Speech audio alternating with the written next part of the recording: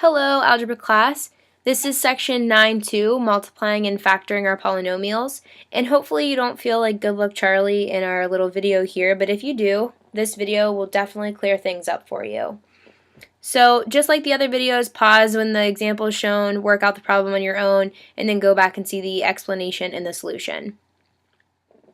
So example 1, we're just multiplying a monomial into a trinomial. Okay, so my first step before I really do anything, I want to visualize what I'm doing. And so my first step is I am just using the distributing property, and I'm going to distribute this 2k cubed into the problem. And that's what I wrote out in this first step. You don't need to write this step out, but just, I know it's our first example, so just to clarify what we're doing, we're taking this 2k cubed and multiplying it by each of these terms inside the trinomial. So I went ahead and I showed that down here at the bottom. And then my next step is just to go ahead and look at each one of these problems as a mini problem and then combine our terms at the end. And that's exactly what I did. So this first one, 2k cubed times 2k squared, is going to give us 2 times 2, which is our 4. And then k times k, we keep the base and we add our exponents. So 3 and 2 are going to give us this 5 right here, okay? So then I went ahead and did my second mini problem, which was 2k cubed times 5k. 2 times 5 is going to give us this 10, and then we're keeping the base and adding the exponents, so we're going to get k to the 4th. And then for our last mini problem, we have 2k cubed times negative 4. Since there's no variables, all we do is apply the negative 4, which will give us a negative 8k cubed. So this is our final answer, 4k to the 5th plus 10k to the 4th minus 8k to the 3rd, or cubed. Okay, similarly, let's go ahead and do this one. We're just multiplying a monomial and a trinomial together.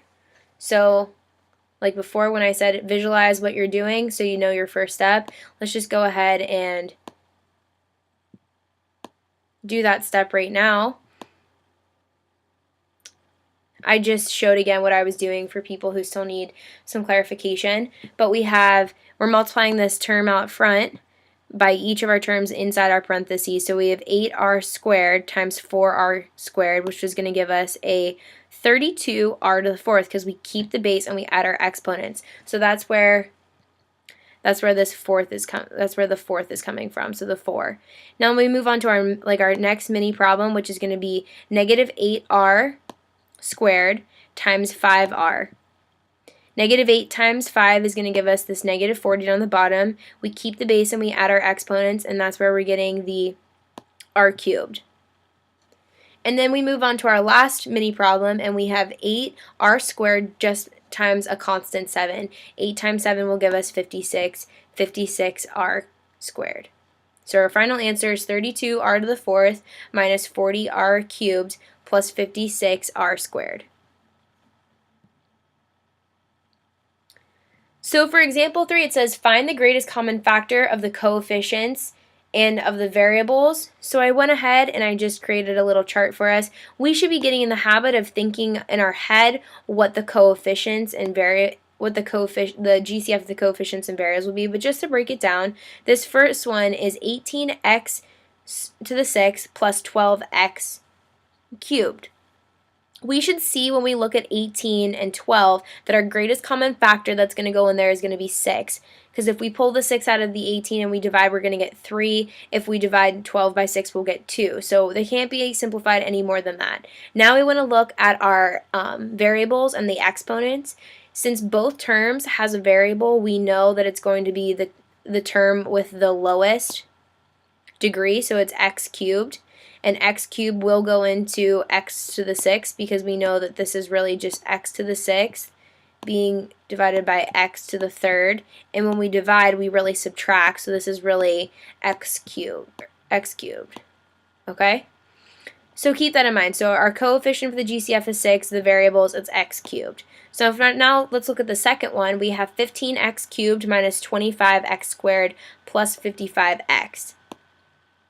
Hopefully you were able to see that 5 was going to be our coefficient, our GCF of our coefficients, and that's because when you multiply through all of these, you're going to get 11, 5, and 3. And you should know that those numbers have no no more factors in common, so you know that you're finished at this point. And then going back to the example in 1, when we knew that all of our terms have an x in them, so we look at our lowest term right here, and then this is an x to the first power. So we were able to take an x to the first power out of x squared and also out of x cubed. So that's why we know that it's going to be x as the GCF for the variables. And then for the last one, we have 7x squared minus 21x, and this is going to give us a GCF of 7 and x. And that's because we can pull the x out of the x squared. Example 4, or example 5, this is really, should say, example 4. What we're doing here is we want to factor these polynomials or binomials, whatever the situation is. So for this first one, what we want to do is we want to look for our GCF. So what's our GCF first? Well, we know that 6 does not go into 10, but the largest one that does go in is going to be a 2.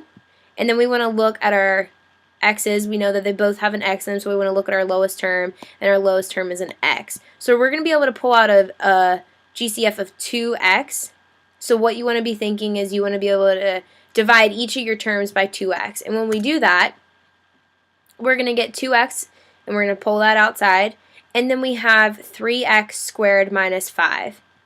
And like I said in class, we can always double check ourselves because we can apply the distributing property again to see if we're getting the correct answer. So 2x times 3x squared is going to give us a 6x cubed because we keep the base and add our exponents. And then 2x times negative 5 will give us negative 10x. And if you double check, we're good. So for this next one, we want to look for the GCF as well. And again, we see that there's a 2y cubed and a 10y squared.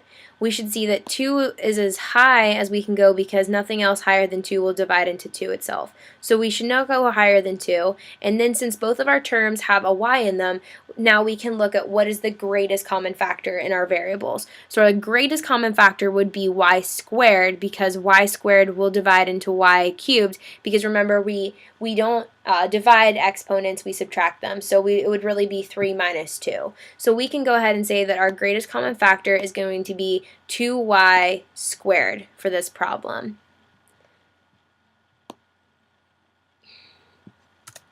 And we look over here, 2y squared was our GCF for this problem, and then remaining inside our parentheses is going to be y plus 5, and that's because when we pull the 2y squared out, we'll just have y left over, and then for the 10, when we divide out by the 2, we'll have a 5 left over, and the y squared is already pulled out in front. And you can always use the distributing property, like I said, to go back and double check yourself. So 24 is a trinomial, and we're trying to factor out a monomial. So whether you're doing it in your head or you're doing it all in the same step at this point, you still should be looking for that GCF. And when you look at the GCF, you should be able to see that it's going to be 4, and it's going to be 4m because 4 divides into 12. 4 divides into 24, and 4 also divides into 8. And then we know that since they all have an m in them, our lowest term will give us what our variable GCF will be, and it's going to be 4m. So if we look over here, it's 4m, and then whatever's left over is 6m squared plus 3m minus 2, and we're getting that from just pulling out and dividing each of these terms by 4m.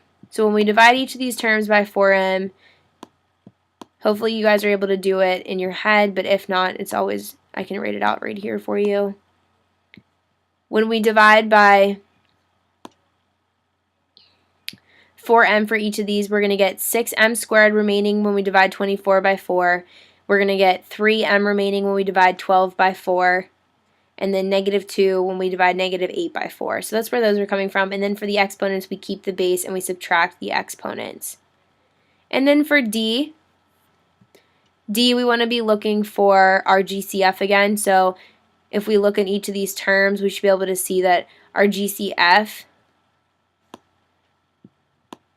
is going to be 4y,